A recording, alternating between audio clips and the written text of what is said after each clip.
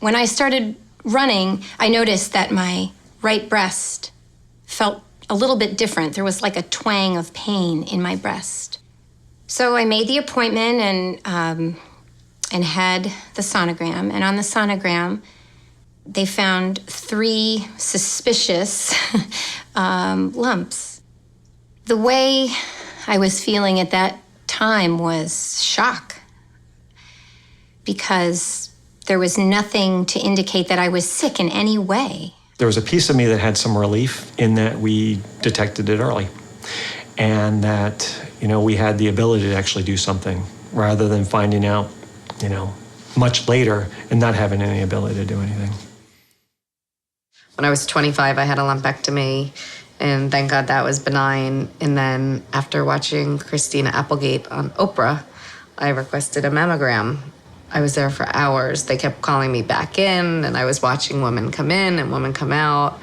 And then they called me in to say it was suspicious. And I knew at that point the word suspicious means cancer. It was a bit of a whirlwind in terms of, getting sort of potential bad news and then getting sort of worse news, and then it suddenly becoming reality. My left breast was clean, but when they got the PET scan results, the cancer had been fully spread throughout my entire body, including my liver, which is the major organ. Doctors were very candid. This disease is at stage 4. There will be no remission for you. We will never cure this. Some people, like my friend who was just diagnosed, the doctor said, we're going in for the cure. That is awesome, because I've never been told that. I've been told no remission, and I've been told no cure for you. So I was told that within my first 2 weeks. So no matter what, that's still in my head. I didn't know anything about cancer. There was no cancer in my family. And aside from perhaps delivering casseroles, I had never really walked through the process. Mammogram looked fine. There was nothing unusual. Looked just like it had looked every year before. And so we went in to do the sonogram. And when I looked at that screen, I just couldn't believe it. It was the size of an egg. And I just listened, and she was telling me that she'd had a biopsy and she'd had the sonogram, and it was very apparent that there was a large mass. It was malignant, and she was scared. She didn't really have any symptoms. She'd been actually feeling, very well, and it just was quite a shock to us. I still, to this day, have a difficult time thinking, cancer. I really have cancer. I think the one who took it the hardest was my daughter, Sarah. She was afraid she could get it. She was afraid that I wouldn't be there for her birthday in February, and this all happened in January of this year.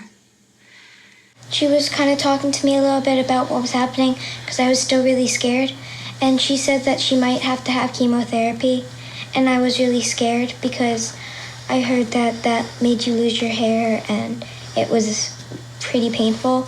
I tried not to let them know or experience the real fear of me dying. For like a minute or two, the entire table was just completely silent.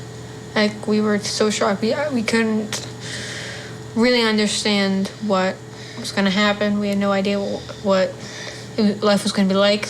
I think a major thing that helped was not acting like she was gonna die, acting like it was kind of still normal.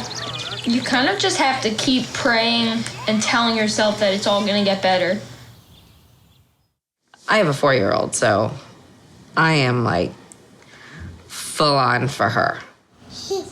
She needs a mommy, and she's my fight.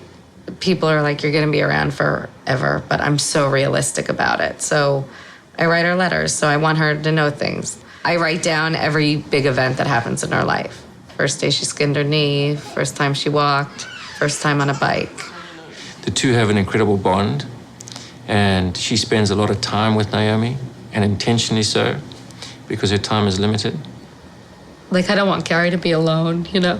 I want him to eventually meet somebody and fall in love and live life, but somebody has to raise her the way we have, and being very sweet and loving, but very strong. She's gonna have to be really strong. The first time that my daughter really showed that she understood was about 2 days before I was going to lose my hair during chemotherapy. The note that she had left me, I continued to read over and over and get inspiration from her. Dear Mom, I give you these in hope that you will make more time for bubble baths. It should last you a while, and it will hopefully help with things like relaxing and getting rid of headaches, and maybe even sleep. I also just want to let you know that you are really one of the most beautiful people. No matter what happens, it will never change that. And I really mean this. Love always, Haley.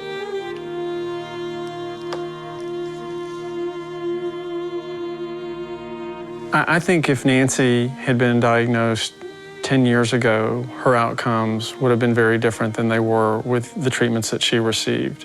Having it happen to Nancy has been hard on all of us. Having it happen to Haley just inspires me to, want to work for this cause and find cures and treatments. How do we get even more research on the early detection? And then how do we make the treatments affordable for other people? Events like this are extremely important for raising money for women who don't have the resources that I had. And the money that goes to the research could benefit you this year, next year, in 3 years, in 5 years. And how do you balance it? How do you treat this disease? How do you beat this disease, but still live a decent life and experience that quality of life that we all just take for granted? I got married this year, and I danced my ass off. And that's all because of a drug that people raised money for to create this amazing drug. I mean, she's on a trial now that is allowing her to live her life, right? It's an oral chemo. I think there's only 300 people in the world on this trial out of UPenn, and it's making a difference, and it's allowing her to live her life. When I am down and oh, my soul so weary, when troubles come and my heart burdened be, then I am still and wait here in the silence until you come and sit a while with me. Every woman needs to know that it's up to you to get your testing on an annual basis and to be proactive in looking for this disease. It's funny, I always knew I'd have cancer because cancer's in my family, but I never expected it at 36. Ever. Who's the real boss? Mom, you're the boss. Who's the real boss? I don't want her to always be the kid who lost her mom because her mom had cancer, which she's gonna be. I just want her to know me. When you stand alone, you're only as strong as one can be. But when we stand together, we're as strong as we all believe.